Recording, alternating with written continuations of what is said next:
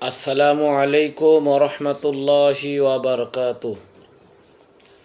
আলহামদুলিল্লাহ নাহমাদুহু ওয়া নুসাল্লি আলা রাসূলিহিল কারীম। আম্মা বা'দু ফাআউযু বিল্লাহি মিনাশ শাইতানির রাজীম। বিসমিল্লাহির রহমানির রহিম। يا أيها الذين آمنوا ادخلوا في السلم كافة وقال رسول الله صلى الله عليه وسلم من أحب سنتي فقد أحبني ومن أحبني كان মাই ফিল জান্নাহ আও কামা ক্বালা আলাইহিস সালাতু ওয়াস সালাম। আল্লাহ তাআলা দরবারে শুকরিয়া আদায় করছি, কালেমাত শুকুর সকলেই পড়ছি আলহামদুলিল্লাহ। লক্ষ কোটি দরুদ বর্ষিত হোক নবীর উপরে, সকলেই আমরা পড়ছি সাল্লাল্লাহু আলাইহি ওয়াসাল্লাম। প্রিয় দেশবাসী, কাছে এবং দূরে যে যেখানেই আছেন, সকলের সুস্বাস্থ্য কামনা করি। সকলকে জুমা মুবারক। আমি আপনাদেরকে বলেছিলাম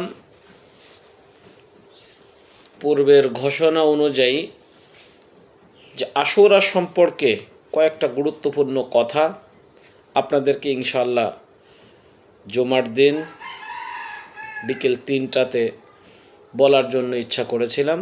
সেই উপলক্ষেই মূলত আজকে আপনাদের সামনে দুই একটা কথা শেয়ার করা।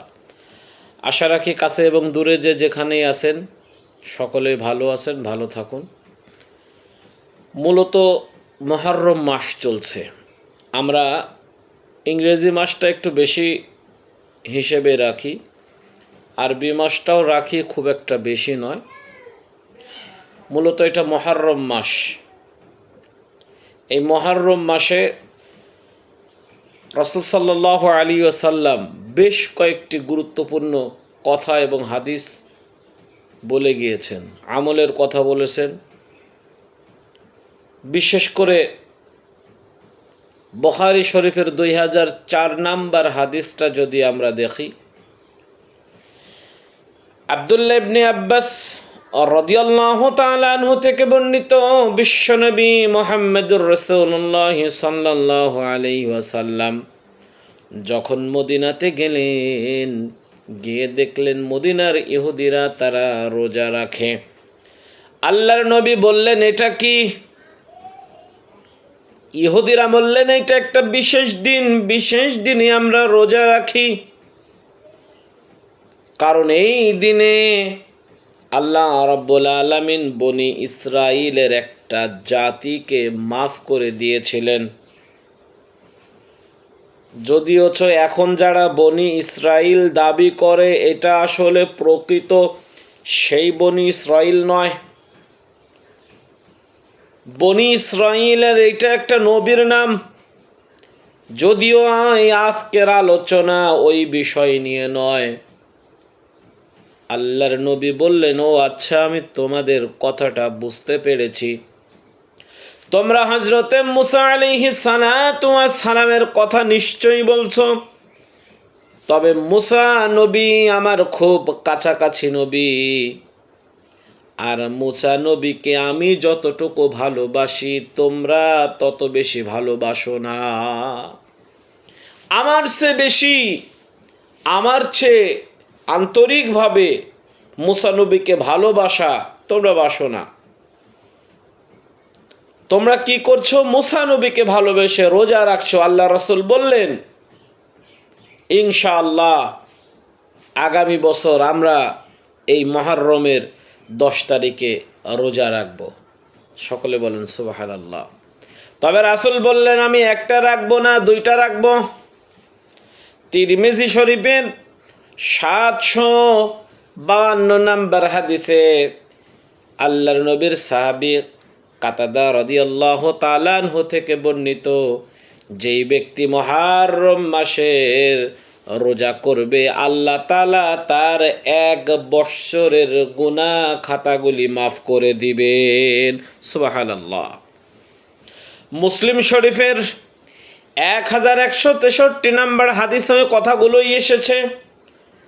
মূলত মুহররম মাস আল্লাহর রাসূল কয়েকটা রোজা বিশেষভাবে করতেন। জিলহজ মাসে রোজা করতেন, কখনো ছাড়তেন না। আইয়ামে বেজুর 13, 14, 15 রোজাগুলো প্রতি মাসের করতেন, এটা ছাড়তেন না। এবং মুহররমের রোজা করতেন রাসূল, এটা ছাড়তেন না। সুবহানাল্লাহ, এটা ছাড়তেন না। মুহররম সম্পর্কে লম্বা কথা বলা যাবে।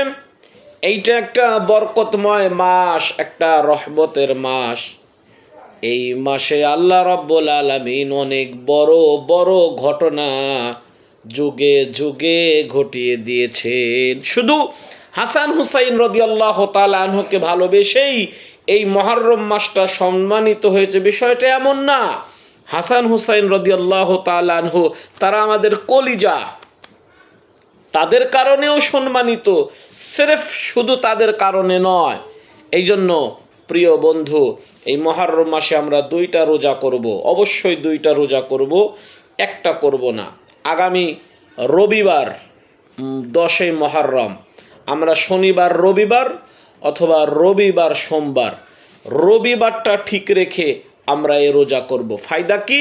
যে এই 2টা রোজা মুহররমের করার কারণে, বিশেষ 2টা রোজা রাখার কারণে আল্লাহ রাব্বুল আলামিন আপনার জীবনের 1 বৎসরের গুনাহ খাতাগুলো মাফ করে দেবে। সুবহানাল্লাহ।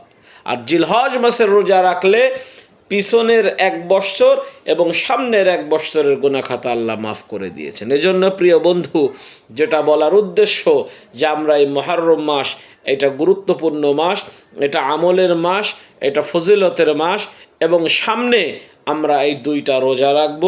বিশেষ করে রোববারের রোজাটা আমরা মিস করব না। শনিবার রোববার অথবা রোববার সোমবার মিলিয়ে 2টা রোজা রাখব।